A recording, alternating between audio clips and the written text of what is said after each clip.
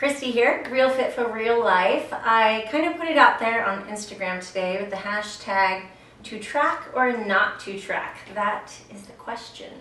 So I thought I would do a quick vlog about this question. Vlogging is great. I used to love blogging, but I'm so OCD about my writing that I spend hours and hours and hours like revising and editing. So this is nice, but I don't do any revising or editing, so hopefully I don't blab too much. But to track or not to track, if you are new to healthy eating and you're still learning and educating yourself, you are just now making some changes, tracking is really wise. It helps you to figure out portion sizes. How much are you actually eating when you're eating that peanut butter or whatever? Just how big are your portion sizes? So tracking is really helpful to figure out what 1 cup actually looks like and feels like, and what is that? Tracking can also help you figure out if you've got food allergies or sensitivities, or what foods energize you, what foods make you feel sluggish and tired. So tracking that can help if you're taking those notes. Food tracking, you can do this, old school with a notebook and a pencil and, figure it all out. But these days it's so easy, you just find an app. There's a lot of great apps. MyFitnessPal is one that I have used a lot. So the way that these apps work typically is you plug in your weight, your goal weight. It's using those numbers. Sometimes you can go in and manually change some things, because often I think the numbers they will tell you might be off, might be too low. And the macronutrients they have for most people is pretty standard.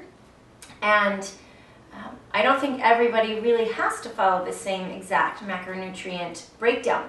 So what are macronutrients? Macronutrients are your 3 main categories of food.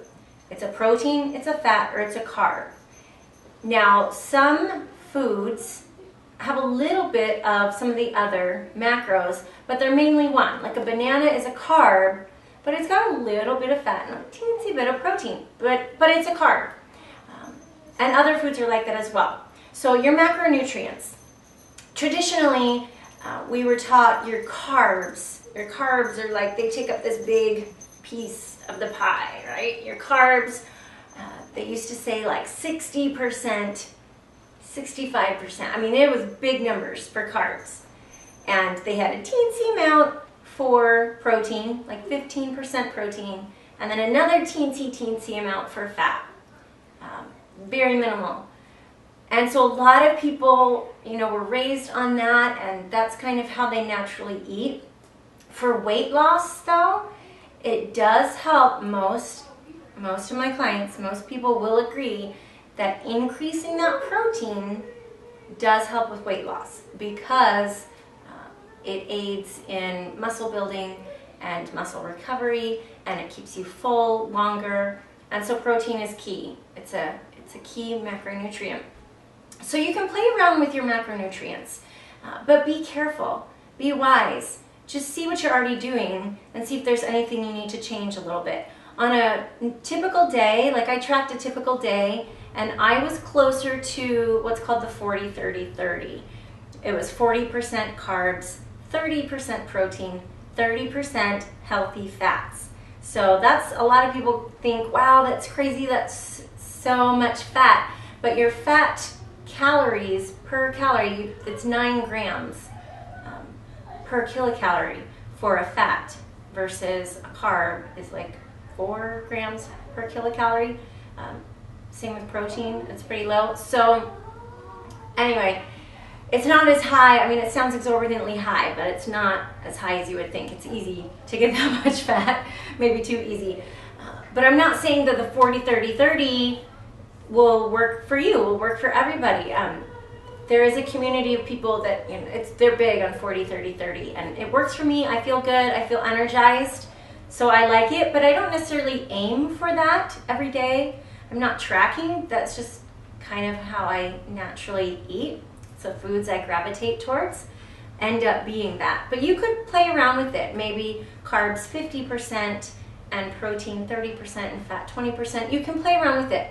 Now, when I first started competing, and I had probably been typical, like the 55% carbs, and you know, I the next day started this meal plan with my trainer, and she had me on 50% protein. Right there, 50% protein. And then I had a teeny sliver for fat and like 35% for carbs. And there were no starchy carbs at all in this initial meal plan. Very dramatic change in my diet. So, of course it was effective. I lost, you know, at the time I only wanted to lose 5 pounds. I was already small and wanted to get smaller. Kind of crazy, but it worked. But the problem is for a month or two, I began to experience these sharp jabbing pains right here in my side.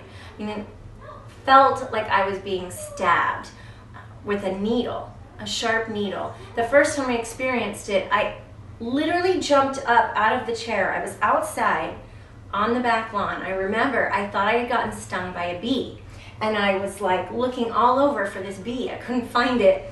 And then I had the experience again when I was lying down in the bed, and I thought, okay, I know that's not a bee. And it happened enough and severely enough that I ended up going to the urgent care to see a doctor. And of course, you know, urgent care doctors, I have not had really any helpful experiences at the urgent care doctor's office. They're not quite helpful. And so they just kind of sent me on my way because they couldn't figure it out. It wasn't until like a year later that I went to see like a specialist female doctor because I was trying to fix my metabolism after having competed and was really struggling with that. And so I wasn't sure if I was having thyroid issues or hormonal issues or what. So I went to see a specialist, and as I explained my history of these sharp pains, she was able to say, oh, that was because of this drastic change in your diet to the high protein. That was your gallbladder, and it had no time to adjust. No time at all. And so it was very, very hard on my body. So be aware of that. If you're making a drastic change, if you're like, rah, rah, rah, I'm ready to change my life and I'm gonna eat like whole foods all the time and I'm gonna eat a ton of protein, like protein, protein, protein. Be aware that there are consequences on your body when you make a sudden, drastic change. So this is why I really sit down with clients and I focus on one change at a time. And I start with like the thing that I think is, you know, the thing that's holding them back the most at the time or whatever. Often it's soda. If you can cut out soda, you know, they'll drop 10 pounds just like that. Or we just focus on minimizing sugar consumption. Where are places that we can cut sugars out of your diet? So I'm looking what they're already eating and where can I cut out some of those sugars? Or where can I swap in a vegetable for a starchy carb? Easy changes, one change at a time. I'm not going to give them this crazy new macronutrient diet to follow. It's just, it's not realistic. It's not a good way to change your lifestyle like overnight, and it's difficult on your body. So be aware if you're doing these crazy cleanses and juicing, by the way, takes out all the fiber. You're just getting all the sugars. So juicing is not the way to go. I know juices are so popular and people are like, look at this juice that I bought, it's magic. Look at the sugar content before you like chug your healthy juice. Look at the sugar content. You got that, right? So tracking can be very helpful in the beginning. Some people stress a lot about their macronutrients. I don't think you have to necessarily. Some people stress a lot about, you know, each and every calorie, whatever. But use it as a tool to learn. That's what it's for. Use it as a tool to figure out what are you doing right, what can you do better, and learn. Now, if you are the kind of person and you have been tracking religiously for the past 5 years, or whenever they invented the MyFitnessPal app and you've been like so devout, and I know they love you and you could be their spokesperson, if you're that person, you're probably good. Like, you could probably stop tracking now. I think you know how many calories are in that banana or that handful of nuts or that 1 cup of yogurt. Like, I think you know now. So let go. Like, try to learn a little bit of intuition, listening to your body.